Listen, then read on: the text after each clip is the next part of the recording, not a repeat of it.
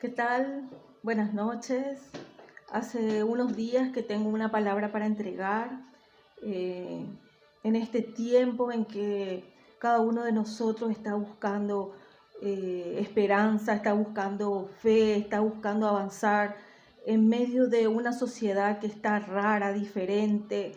Eh, a veces sentimos que no podemos hacer nada, que nuestros planes, nuestra vida en forma personal, en nuestro país, está como todo muy cerrado y que somos muy pocos. Y quiero compartirle esta palabra a esas personas que dicen, yo, ¿qué puedo hacer para cambiar, para impactar mi familia? Porque es muy grande mi familia y soy solo yo. ¿O qué puedo hacer para impactar esta nación? Porque siento que somos muy pocos. Entonces quiero compartir esta historia preciosa de Jonatán. Está en Primera de Samuel 14. Esto ocurre cuando Jonatán había tenido una victoria, dirigiendo él el ejército, una victoria muy importante contra los filisteos. Y los filisteos molestos, enojados, dijeron, vamos a meternos ahora en contra de estos hebreos, vamos a enseñarles a que dejen de ser rebeldes. Y empezaron a asustarse tanto los israelitas que del ejército de Saúl empezaron a volver a sus ciudades, a sus casas y abandonaban el ejército. Se redujo mucho el número de ellos. Bueno, y mientras unos cuantos temblaban, tenían miedo, se escondían, en el capítulo 13 encontramos que dice que habían tantos filisteos que era como la arena de la playa. Y por otro lado, dice en el versículo 6, los israelitas vieron que estaban en problemas. ¿Qué pasó? Son demasiados. Y sintieron que estaban sin salida. Entonces corrieron a esconderse donde podían. En cuevas, en grietas, en túneles, en pozos de agua, en zanjas. Donde había un lugar para esconderse, los israelitas que venían de una batalla se iban a esconder. Pero en medio de todo este temor que era algo generalizado entre los israelitas, inclusive el mismo Saúl, dice que algunos temblaban de miedo. Y obviamente por eso se escondían, ¿verdad? Pero habían solo dos que tenían una actitud diferente. Y el principal es Jonatán. Jonatán y su escudero. Su escudero era pero leal al 100%. Y dice que Jonatán es como que mira a su escudero y le dice, vamos al campamento de estos paganos. Tal vez el Señor nos permita ganar. Porque a Dios, dice una versión, le da lo mismo dar la victoria a un grupo de muchos o a un grupo de pocos. Entonces Jonatán tenía claro que la victoria que Jehová le podía dar era una victoria que no dependía de si ellos, el ejército que venía de Filisteos era de 6.000. Y había un grupo que estaba en un lugar estratégico en donde Jonatán iba a ir a atacar con su escudero. Pero fíjese la valentía, él no miraba cuántos eran los enemigos, que de hecho eran demasiados y era él solo con su escudero. Él veía que el Señor le podía dar la victoria independientemente de cuántos eran, porque la victoria la da Dios. Y esto es algo, pero que nos llena a nosotros de esperanza, nos llena de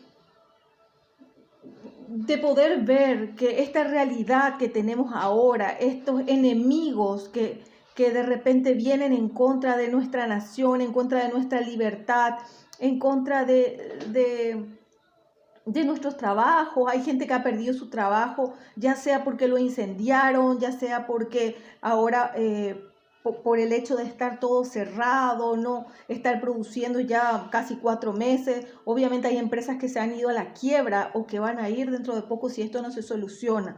Entonces nosotros necesitamos tener una actitud como la de Jonatán y decir, bueno, hasta acá va a ir. Ahora la victoria nos va a dar el Señor.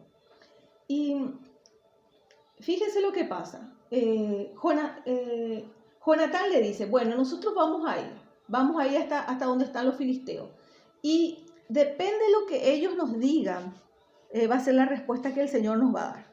nosotros vamos a tener en cuenta. Si ellos nos dicen, deténganse ahí, hasta que nosotros vayamos junto a ustedes, entonces quiere decir que no tenemos que avanzar, le dice Jonatán. Pero si ellos nos dicen, vengan hasta acá y van a ver lo que nosotros vamos a enseñarles, los vamos a derrotar, entonces quiere decir eso, que el Señor nos va a dar la victoria. Qué increíble cómo Jonatán pide que Dios le demuestre. O sea, cuando es un desafío, avanza, que el enemigo le dice, avanza y vas a ver lo que es bueno, vas a ver cómo nosotros te vamos a enseñar. Para él era, Dios me va a dar la victoria.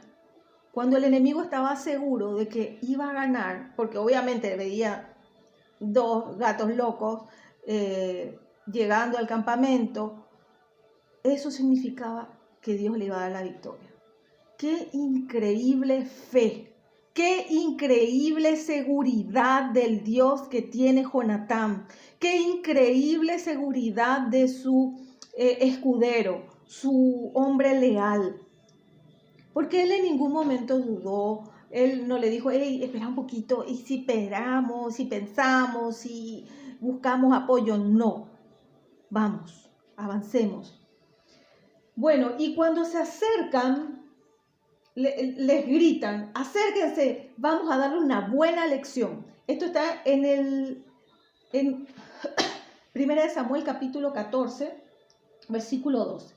Y Jonatán le dice a su ayudante, sígueme, que el Señor nos dejará derrotarlos.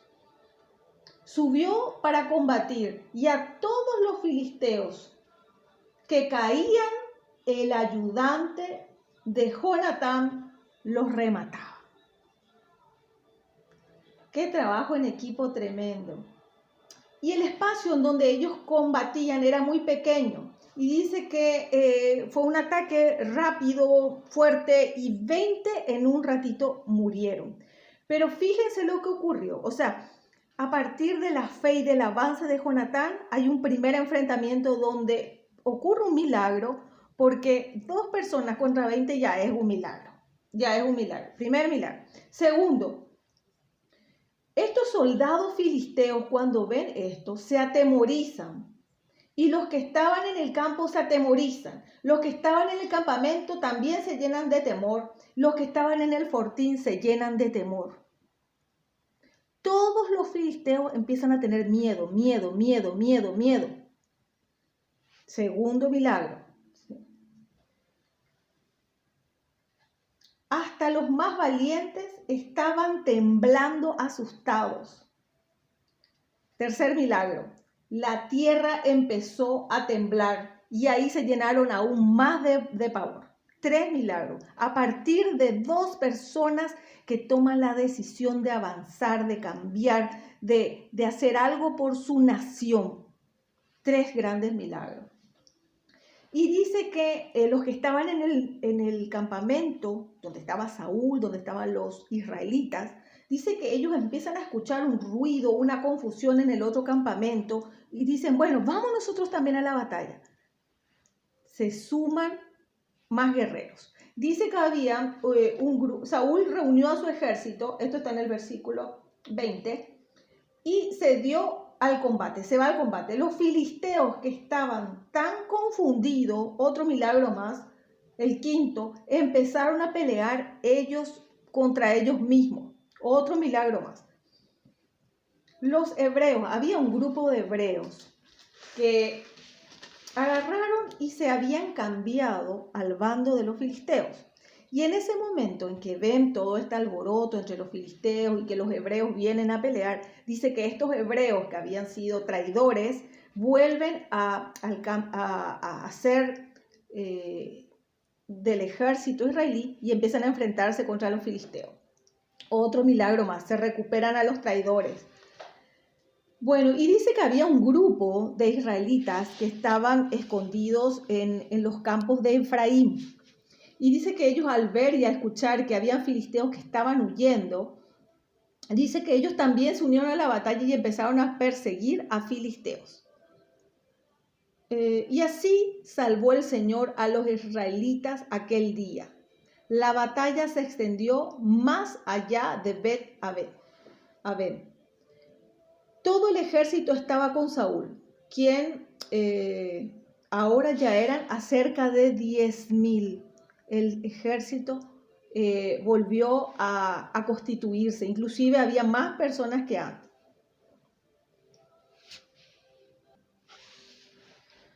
Nosotros tenemos que tener esa seguridad que la victoria nos da el Señor, que la victoria nos va a dar el Señor, que algo grande va a ser en esta nación, que algo increíble va a ocurrir para que podamos tener la victoria. En Salmos 12 me habían compartido esta semana, ¿verdad? Unos hermanos, y la verdad que es un salmo que nos trae confirmación de esto. Quiero leer el Salmos 12, el versículo 3. Dice que el Señor calle las bocas mentirosas y que cierre esos labios que exageran. Hay demasiadas bocas que traen malas noticias, que traen maldición para esta tierra, que traen noticias exageradas, mentirosas, falsas, y son maldiciones. Nosotros tenemos que orar. ¿De qué manera? Diciéndole, Padre, en el nombre de Jesús yo te pido, cierra las bocas mentirosas, que se callen las bocas que exageran, que enmudezcan las bocas que lanzan maldiciones sobre esta tierra. Oremos así, hermano.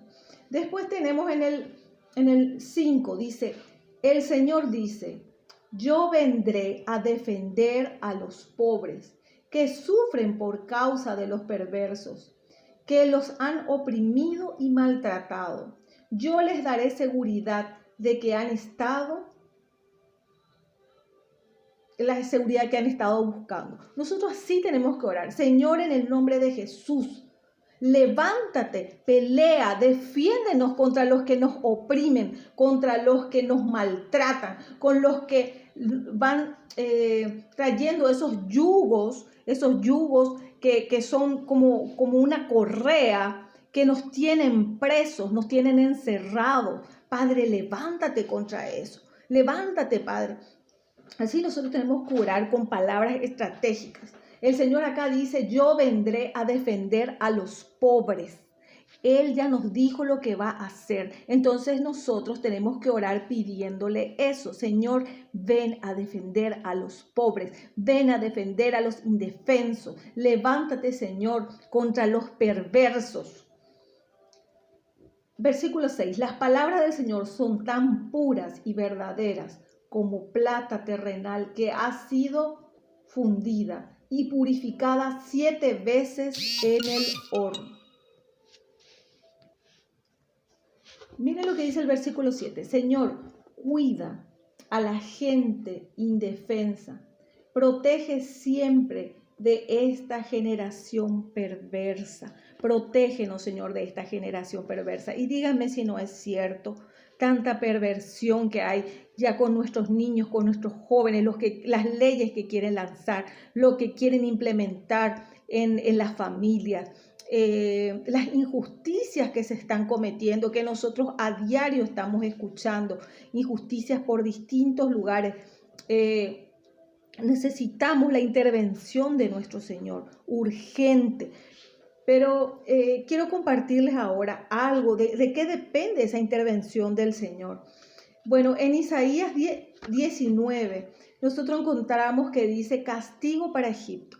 ¿Qué pasaba no solamente con los pueblos asirios, con Egipto, con Babilonia? Siempre hubieron momentos en que estos pueblos se han apartado de Dios o no los tuvieron nunca en sus preceptos, en sus pensamientos, en su búsqueda al Señor. Y empiezan a rodearse de consejeros dañinos, consejeros que son hechiceros, que traen maldiciones a la tierra.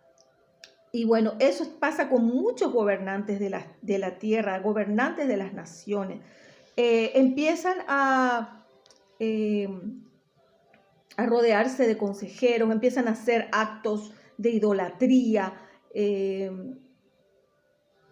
a consultar masones, Pachamama, ¿Y eso qué trae? Por un lado, maldición a la tierra, pero por otro lado, les trae un espíritu de error, de confusión, de vértigo. Entonces las personas, estas autoridades, empiezan a cometer error tras error, error tras error. Y cada vez que sus consejeros, sus adivinos le hablan al oído, otro error. Y salimos de un problema y nos vamos a otro problema. Y salimos de un error a otro error. Entonces esto es algo de no acabar. Nosotros necesitamos, por un lado, Señor, perdona lo que han hecho las autoridades de mi país. Perdona, Señor, que no buscan tu rostro, que están en la idolatría, que están, Señor, consultando a cualquier hechicero que les pasa por ahí, por al lado. Y esos consejos perversos, malignos, esas ideologías son las que están rigiendo las naciones. Entonces, ¿nosotros qué hacemos? Señor, perdona y rompe esos pactos. Ellos no lo van a hacer probablemente, pero nosotros, como los representantes del reino del Señor en esta tierra, Padre, yo te pido perdón por lo que han hecho las autoridades. Yo te pido perdón, Señor, por los decretos y las leyes perversas que han lanzado. Yo te pido perdón porque han consultado a hechiceros, agoreros, adivinos y los llevan a error. Perdón, Padre. Ten misericordia. Fíjense lo que dice Isaías 19, versículo 14. El Señor ha hecho confundir a los líderes. Esto está hablando del pueblo de Egipto, la gente que ha estado en idolatría y que pide consejo a los adivinos, va a simbolizar Egipto. Ellos han hecho que Egipto se equivoque en todo lo que hace. Es como gente borracha que se vomita tambaleando.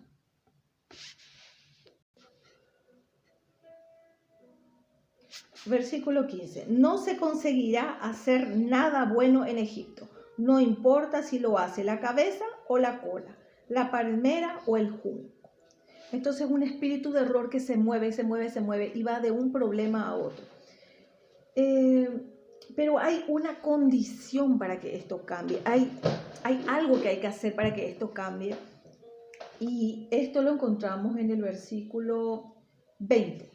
Dice: cuando el pueblo se queje de los opresores ante el Señor, Él les enviará un príncipe libertador que los defenderá y rescatará. Nosotros necesitamos quejarnos. Fíjense, ahí en el capítulo de Isaías 19, versículo 20 dice: el pueblo tiene que quejarse de sus opresores. Señor, mira cómo nos oprimen, mira cómo nos tienen, mira, no nos dejan trabajar, no nos dejan salir. Señor, no tenemos uso de nuestra libertad, no podemos congregarnos, no podemos hablar de ti, nos quieren hacer ley mordaza. Quieren poner leyes de pedofilia. Entonces, ¿qué nosotros tenemos que hacer? Quejarnos de nuestros opresores. Esos son nuestros opresores. Y dice que esto, cuando el pueblo se queje de sus opresores ante el Señor, Él les enviará un príncipe libertador.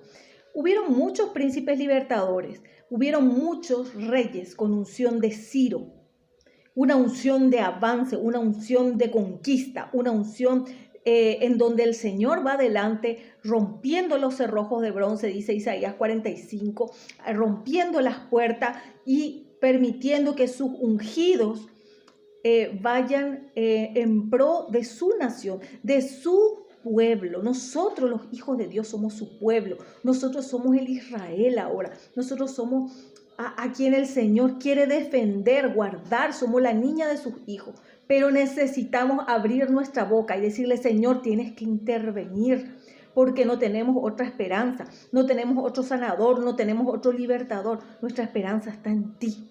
Necesitamos hacer eso, hermano. Y fíjese lo que va a pasar, que lo encontramos en Isaías 19, en el versículo 1. Miren lo que va a pasar, miren. Los dioses falsos de Egipto tiemblan ante él. El miedo invade a los egipcios. Yo haré que los egipcios se ataquen unos a otros, que entre ellos mismos se ataquen. Cada cual peleará con su paisano, vecino con vecino, ciudad con ciudad, reino contra reino. El Señor va a hacer que el miedo que muchas veces nosotros como hijos de Dios tenemos, cosa que no tiene que ser así, que el miedo caiga sobre nuestros enemigos, que la confusión caiga sobre nuestros enemigos y ellos mismos se peleen. ¿Qué pasó cuando Jonatán fue a tomar ese lugar? Empezaron a llenarse de miedo y empezaron a atacarse entre ellos mismos. Y acá vemos en Isaías que proféticamente también el Señor dice, van a pelearse entre ellos en el nombre de Jesús.